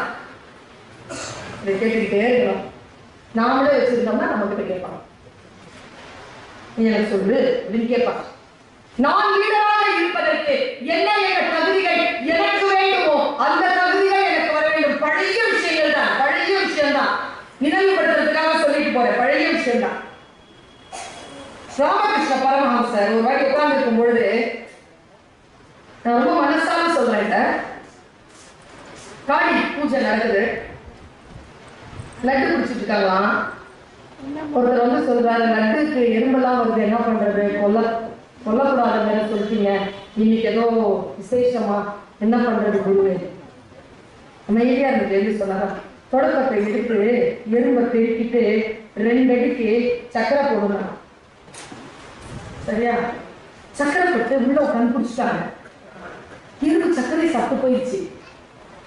லட்டு தயாரா இருக்கு, சத்சங்கம் கூடுது, குரு பேசுற என்ன வார்த்தை பாருங்க, காளியின் லட்டு என்கின்ற பிரசாதத்தை தேடி எறும்புகள் வந்தன. பிரசாதத்தை சாப்பிட விட்டாதபடிக்கு நான் சர்க்கரை என்ற ஆசை காட்டினேன். ஆசையை அனுபவித்து விட்டு எறும்புகள் இலக்கை அடையாமல் திரும்பி போய்விட்டன. நீங்களும் அப்படி இருந்து விடாதீர்கள். இலக்கை அடையாமல் நம்மை தடுப்பது நம் இச்சைகள் என்றால் அந்த இச்சை பாருங்க. ஒன்று சொல்லுங்க, வறுமை இருக்கிறாங்க, நம்ம எல்லாருக்கும் வறுமை இருக்கிறாங்க. ஒரு தலைமுறை இருந்திருக்கோம், ஒரு தலைமுறை இருந்திருக்கோம். நம்ம அம்மா அப்பா எத்தனை பேர் அம்மா அப்பா வச்சு வீட்டுல இருக்காங்க? நிறைய பேர் வந்து வாடகை வீட்டிலே, நிறைய பேர் வந்து இந்த கிராமத்து வீட்டுல தான் இருக்கிறாங்க.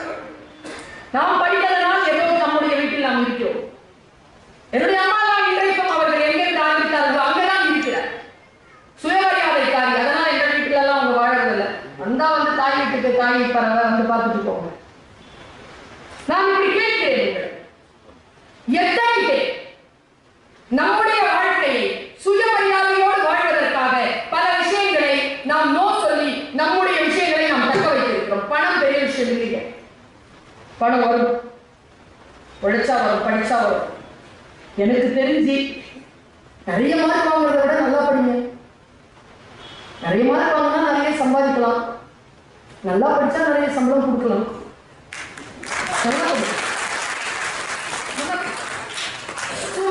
வெறும் வேற மாதிரியான நினைவுகள் கூட எப்ப பார்த்தாலும் யூபிஎஸ்சி, ஐஏஎஸ், ஐஏஎஸ், அப்புறம் டாக்டர், அப்புறம் மற்றதெல்லாம் வேலை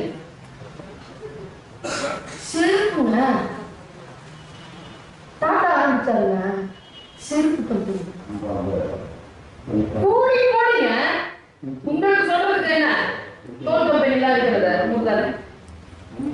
நான் யோசிச்சு பார்க்கிறேன், எங்கிருந்து நம்முடைய வாழ்க்கையை எங்கே நமக்கு திசை திருப்பிட்டார்கள்? யாரும் சொல்கிறார்கள் தொழில் உயர்ந்ததுதான். ஆனா நான் சொல்றேன், படிச்சுட்டு தொழில் செய்யும். படிச்சுட்டு தொழில் செய்யும். எந்த தொழில் செய்ய வேண்டும் என்று நான் தான் முடிவு செய்யவே தவிர என்னுடைய பிறப்போ என்னுடைய இனமோ அதை முடிவு செய்ய முடியாது என்று சொல்லக்கூடிய அதிகாரம். அதான் சொன்னாரு, வேற்றுமை தெரிந்த நாட்பால் உள்ளும். வேகமா சொல்லிட்டு போனா தமிழ்வாதிய புரியாது, டீட்டெயிலா சொன்ன முடியும். வேற்றுமை தெரிந்த ஆரிய படை கடந்த பாண்டியன் நெடுஞ்செழியன் சங்க இலக்கியத்தில் பேசுகிறார். உதவியும் உருவொருள் கொடுக்கும் பிற்றை நிலை முனியாது கற்றல் நன்று. படிச்சிரு. பாஜக கஷ்டப்படும்போது அவங்க கஷ்டத்தை போக்குறதுக்காக வேலை செஞ்சு உருவொருள் கொடுத்து இந்த படிப்பாளர்களுக்கு என்ன கிடைக்க போகுது அப்படின்னு கோபப்படாம குழந்தை படிச்சிருவியா, படிச்சிரு. அம்மா படிச்சவன் பால்தான் தன் நிலை பிரிவாள், படித்தால் பால்தான் அரசும் செல்லும். ஒண்ணு செய், இதெல்லாம் வேணாமா? உன்னை தாழ்த்தப்பட்டவன், பிற்படுத்தப்பட்டவன் என்று இந்த சமூகம் விழிநிலை வைத்திருக்கிறதா? நீ பெண்தானே, சூத்திரன் கூட நம்மை விட உயர்ந்தவன், ஏனென்றால் அவன் ஆணி. நான் பெண்தானே. உன்னை யாரையும் கீழே தள்ளுகிறார்களா? அவன் சொல்லுகிறான், வேற்றுமை தெரிந்த நாள் பால் உள்ளும் கீழ்பால் ஒருவன் கற்பின் மேல் பால் ஒருவன் அவன் கண் படுவேன். அவன் காரணம் விழுவான்டா, அவனை காரணம் விளைவிக்கிறதுக்கு இதுதானே. எனக்கு தெரிஞ்சு ஒரு அம்மா அம்பிகான் பேர் அவளுக்கு புனேல இருக்கா. 10ஆம் கிளாஸ் தான் படிச்சா, கல்யாணம் பண்ணிட்டு வந்தா. ஒரு கான்ஸ்டபிள் பார்த்தா புருஷன் நல்ல டிப் டாப்பா ட்ரெஸ் பண்ணிட்டு போறான். நானும் போலீஸ் வேலைக்கு ட்ரை பண்ணலாம்னு கேட்டான். புருஷன் என்ன செஞ்சா, சரி படிச்சுக்கோ. வீட்லயே உட்காந்து படிச்சாங்க. 12 வருஷத்துலயே டிஎஸ்பிங்க அம்பிகா ஃபர்ஸ்ட் செமிஸ்டர் வாங்கினா தெரியுமா? போஸ்டிங்க கரெக்டா அங்க போட்டு புதுசா இருக்கிற போலீஸ் ஸ்டேஷன் போய் உட்காந்து அந்த கான்ஸ்டபிள் கிட்ட தான் ஃபர்ஸ்ட் செமிஸ்டர் வாங்கிச்சோமா. வரலாறு வேற்றுமை தெரிந்த நான்பால் உள்ளும் கீழ்பால் ஒருவன் கற்கை மேல்பால் ஒருவன் அவன்கள் படுமே. அதனால் கற்க வேண்டும். உங்களுக்கு லீடர்ஷிப் வேணும்னா படிச்சிருங்க. நான் இப்படி சொல்றேன். நீங்க மகாபாரதத்துல நான் நிறைய பேசியிருக்கேன். ஒரு திரௌபதிக்கு ஒரு விக்கம் உடனே தண்ணி அடிக்கிறதுக்கு 4 பையனோட ஓடிடுவாங்க. 5 பேர்ல நோக்கன் ஓடிவான், சகாதேவன் ஓடிவான், அர்ஜுன் ஓடிவான், பீமா ஓடிவான். திரௌபதி நிப்பா, தண்ணி எடுத்துட்டு வரவே மாட்டாங்க 4 பேரும். தர்மன் வெயிட் பண்ணிட்டே இருப்பாரு. இவளுக்கு விக்கல் அதிகமாயிடும். தர்மன் சொல்வாரு, நான் போய் தண்ணி எடுத்துக்கிறேன். அப்ப திரௌபதி சொல்வா, உங்களுக்கு கவனத்துக்கெல்லாம் வழி தெரியாது, நான் போய் என்னெல்லாம் கொண்டு வரேன். ஐயோ உனக்காக தான் பிரச்சனையோ, மரியாதையா நீடு. பீமா வந்தா நான் என்னன்னு சொல்லுவேன் அவனுக்கு, உன்னை காணாம போயிட்டு அவன் போய் தண்ணி எடுத்துட்டு வரேன்னு போவான். போங்க அந்த காட்சி. நீங்கள் நிஜம் இருந்தாலும் நிஜம் நம்பிக்கோங்க, அப்புறம் நம்பிக்கோங்க. எனக்கு மேட்ட மூச்சு எப்பொருள் அப்பொருள் பாருங்க. எவ்வளவு முக்கியமான தகவல் பாருங்க. போவான், அங்கேயே ஒரு குளம் இருக்கும். குளம் ஆனா குளம் நார்மலா இருக்காது. பார்ப்பான், ஒரு மரம், அந்த மரத்துல ஒரு எக்ஷன் மறைஞ்சிருப்பான். அவன் வச்சிருக்கிறது மாயப்படும். தண்ணி குடிக்க வரவங்களுக்கு அவன் கொஸ்டின் ஆன்சர் கொடுப்பான். கொஸ்டின் கொடுப்பான், ஆன்சரை கொடுத்தா தண்ணி கொடுப்பான். இல்லைன்னா மயக்க மடையை வச்சு தொங்க விட்டுருவோம். பசிக்கும் போது சாப்பிடுவோம். 4 பேர் அதை தொங்கிட்டு இருக்காங்க, மையமா இருக்காங்க. தர்மனுக்கு தெரியாது. பாப்பா கேட்டு தர்மனுக்கு தெரியாது. நேரா தர்மன் வந்து உட்காருவான். தண்ணி இங்கதான் இருக்கு, பழைய வழியை காணும். சரி தண்ணி எடுத்துக்கலாம். தண்ணி கிட்ட வரும்போது மறுபடியும் தோணும், ஃப்ரீயா இருக்குது, காத்தே இல்லாத கண்ணு மாதிரி இருக்கு, தண்ணி என்ன இருக்குது. கொஞ்சம் யோசிப்பாங்க. யோசிக்கும் போது பரபரப்பா யோசிக்கும் போது தானே நமக்கு எக்ஸாமினேஷன் நாளையே கொஸ்டின் பேப்பர் வரும். கொஸ்டின் பேப்பர் வருது, மேல இருந்து ஒரு இலை துங்கு விழுது. என்னடா இது இலை கல் மாதிரி விழுது. கல்லை பார்த்துட்டே இருக்கும்போது இலையுடைய பகுதி கண்ணில பாதி தரையில பாதி அப்படி நகர்ந்து போகுது. தரையில இருக்கிறது மஞ்சளாவது, தண்ணியில இருக்கிறது சிவப்பாகுது. சிவப்பு மீனாகுது, மஞ்சள் பகுதி குருவியாகுது. கொஞ்சம் இது இருக்குது, அது இருக்குது. தரையில இருக்கிற குருவி தண்ணியில இருக்கிற மீன் தரையில் இருக்குது, தண்ணியில இருக்கிற மீன் தண்ணியில இருக்கிற குருவியை தண்ணியில் இருக்குது. ரெண்டும் சண்டை வரும்போது கொஸ்டின் கேட்கிறாங்க, எதுவான பதில சொல்லி தண்ணி எடுத்துக்கிட்டான். பார்த்து தர்மம் சொன்னாங்க, தக்கது வாழும் தகாதது விழும். இவ்வளவுதான் பதில். அந்த சந்தோஷத்துல 4 பேருக்கு திருப்பி கொடுத்து 14 வருஷம் உங்களுக்கு தண்ணி தாகமே எடுக்காது என்ற வரத்தை லட்சம் கொடுத்தான் அந்த கதை முடியுது. நான் இது ஏன் சொல்றேன் தெரியுமா? எனக்கு தெரியாது எக்ஷன் வீசிய இலை, நாம் தான் அந்த இலை. நீங்க குருவியா மீனா? நான் குருவியா மீனான்னு எனக்கு தெரியும். மீனா இருந்தீங்கன்னு வச்சுக்கங்க, தரையில இருக்கிற குருவிய இழுத்துட்டு தண்ணி கொடுங்க. இல்ல நான் குருவிதான், இழுத்துட்டு வாழ்த்துது. எது வெல்லுமோ தோற்றது வென்றதற்கு உணவாகும். நமக்குள் தானே இருக்கு தக்கதும் தகாததும். எது வாழணும் எது வீழணும் என்பதனை நான் தான் முடிவு செய்ய வேண்டும். அடுத்தவர்கள் எனக்கு வழிகாட்டு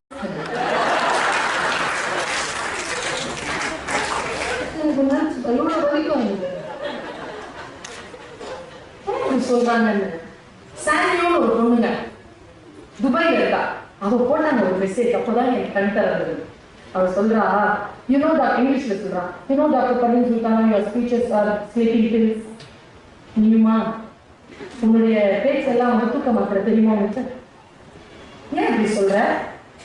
இல்ல, என்னை இந்த உலகம் போட்டு கசக்குது, என்னை காரி துப்புது, எனக்கு ஒரு யோகியதை இல்லைன்னு சொல்லுது.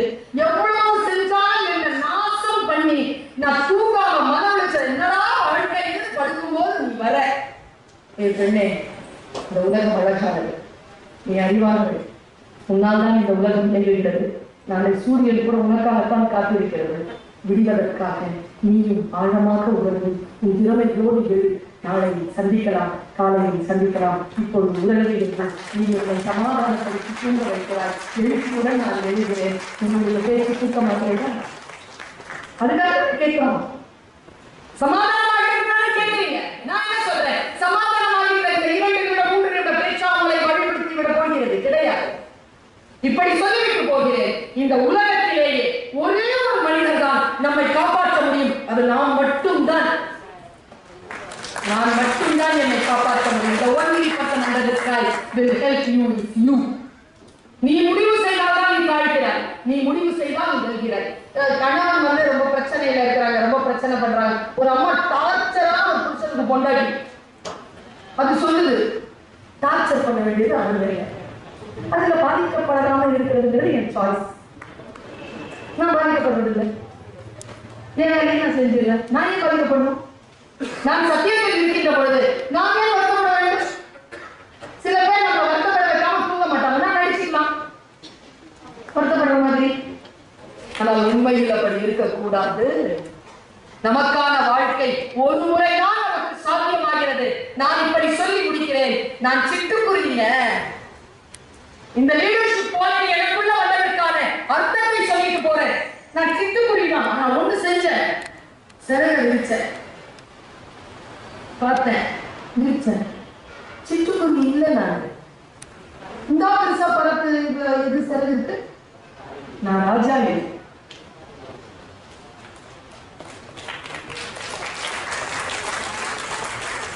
நீங்களும் உங்கள் சிறகுகளை விரித்து பாருங்கள். இந்த புறாவோ குருவியோ கிளியோ அல்ல. வானத்தை கிழித்து வேகங்களை கிழித்து மேலே ஏகும் ராஜாளி என்பதனை புரிந்து கொள்வீர்கள். வாருங்கள், பரப்போம். வானம் காத்திருக்கிறது. நன்றி.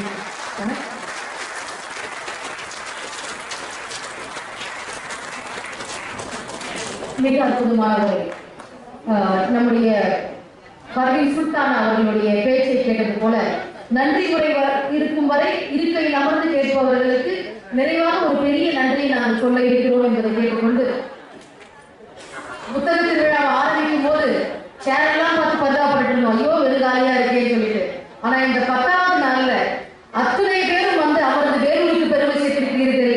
முதல்ல நான் நன்றி சொல்ல வேண்டியது இங்கே வந்திருக்கக்கூடிய சோழர்களுக்காக உங்களுக்கு என்பதை தெரிவித்துக் கொண்டு, ஒரு நல்ல பேச்சுக்கு ஒரே அடையாளம் இருக்கும். பார்க்கிறவங்க எல்லாம் கெடிகாரத்தை பார்த்துட்டே இருந்தாங்கன்னா அவங்க நல்லா பேசுறேன்னு அர்த்தம். பார்க்கிறவங்க எல்லாரும் அவங்க முகத்தையே பார்த்துட்டு இருந்தா அது அபாரமான அற்புதமான பேச்சு என்ற அர்த்தம். அனைவரையும் கட்டி போட்ட ஒரு அபாரமான பேச்சு. மேடம் நல்ல வேலை ப்ரீ ஷூட்டிங்கோட எடுத்து நிறுத்திட்டாங்க. ப்ரீ ஷூட்டிங் போஸ்ட் ஷூட்டிங் ஒன்றும் போல என்று பார்க்கல. 13ஆம் நூற்றாண்டு வரை சுல்தானா என்ற பெயர் வரலாறுல கிடையாது. ஏன்னா யாரும் வைய தலைமை கொள்ள எந்த பெண்ணும் இல்லை. அதுக்கப்புறம் வந்து நம்மளுடைய ரஷ்யா சுல்தானா என்ற ஒரு பெண் தலைமை ஏற்ற பிறகுதான் சுல்தானா என்கிற பெயரே வருகிறது. அப்படி வைய தலைமை கொள்ளுக்கு மிகச்சிறப்பான ஒரு உரையை வழங்கி சுல்தானாவாக இந்த மேடையில் மட்டுமல்லாமல் தமிழகமெங்கும் இருக்கக்கூடிய சுல்தான் அவர்களுக்கு எங்களுடைய மனமான நன்றி. எங்களுக்கு ரொம்ப வருத்தம். கடைசி நாள் கூப்பிடாம முதல் நாளே கூப்பிட்டுருக்கா. எங்களுக்கு கொடுத்த இந்த டிப்ஸ் எல்லாம் முதலே கொடுத்துருப்பீங்க. புக்ஸும் நல்லா கொடுத்துருக்கோம், அரங்கமும் நிறைஞ்சிருக்கும். அடுத்த முறை இந்த சுற்றமட்டை நாங்கள் புரிந்து கொள்கிறோம் என்று சொல்லி மீண்டும் ஒரு முறையாக சுல்தான் அவர்களுக்கு எங்களுடைய நெஞ்சார்ந்த நன்றி. விவசாயிக்கும் சுல்தானாவுக்கும் ஒரு ஒற்றுமை உண்டு. விவசாயி விதையை விதைத்து அறுவடை செய்கிறார்.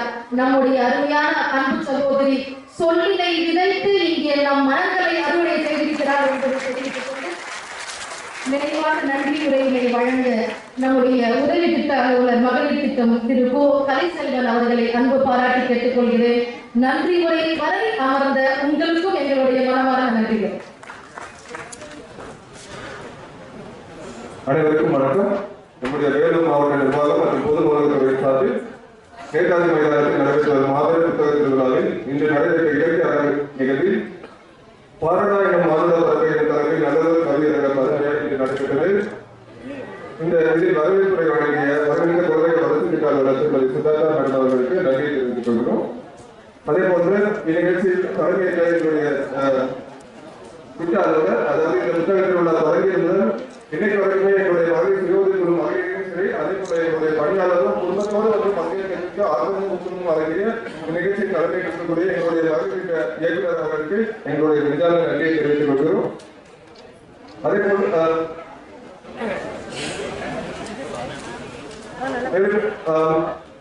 முதல் நிகழ்வாக கவியரங்கத்தினை கவிஞர்களில் வழங்கிய கவிஞர் முல்லைவாசன் ஐயா அவர்களுக்கு இந்த நேரத்தில் எங்களுடைய நெஞ்சார்ந்த நன்றியை தெரிவித்துக் கொள்கிறோம்.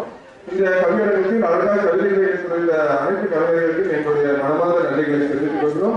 மேலும் இந்த நிகழ்ச்சியில் புத்தகங்களில் அடடா எத்தனை பேர் வரும் என்ற தலைப்பில் சிறப்புரையாற்றிய நம்முடைய பேராசிரியர் அப்துல் ரஹ்மான் சார் அவர்களை இந்த நேரத்தில் நன்றியை தெரிவித்துக் கொள்கிறோம். அதே போன்று நம்ம இந்த நிகழ்ச்சியில முத்தாய்ப்பாக இருக்கக்கூடிய, அதாவது மைய தலைமைகள் என்ற தலைப்பில் நல்லதொரு சிறப்புரையாற்றிய நம்முடைய முனைவர் பல்வி சுல்தானா மேடம் அவர்களுக்கும் இந்த நேரத்தில் நன்றியை தெரிவித்துக் கொள்கிறோம். மேலும் இந்த நிகழ்ச்சிக்கு வருகை தந்துள்ள மாவட்ட வளர்ச்சி அலுவலர் மற்றும் அனைத்து பேராசிரியர்கள் மற்றும் அனைத்து துறை அரசு அலுவலர்கள் மற்றும் நிகழ்ச்சிக்கு கலந்து கொண்ட மாவட்ட நூலக அலுவலர்கள் மற்றும் பேராசிரியர்கள், கல்லூரி மாணவர்கள், சுயோதற்கு மகளிர் மற்றும் பள்ளி குழந்தைகள், பெற்றோர்கள், பொதுமக்கள் அனைவருக்கும் மீண்டும் ஒரு முறை எனது நெஞ்சார்ந்த நன்றியை தெரிவித்துக் கொள்கிறேன். இந்த நிகழ்ச்சிக்கு உரிய பாதுகாப்பை வழங்கிய காவல்துறை அலுவலர்களுக்கும் மற்றும் பத்திரிகை துறை நண்பர்களுக்கும் இந்நிகழ்ச்சியை சிறப்பாக ஒருங்கிணைத்த இந்த புத்தக கண்காட்சி ஒருங்கிணைப்பாளர் அனைவருக்கும் மாவட்ட நிர்வாகத்தின் சார்பாக மீண்டும் ஒரு முறை நன்றியை தெரிவித்துக் கொள்கிறேன். நன்றி.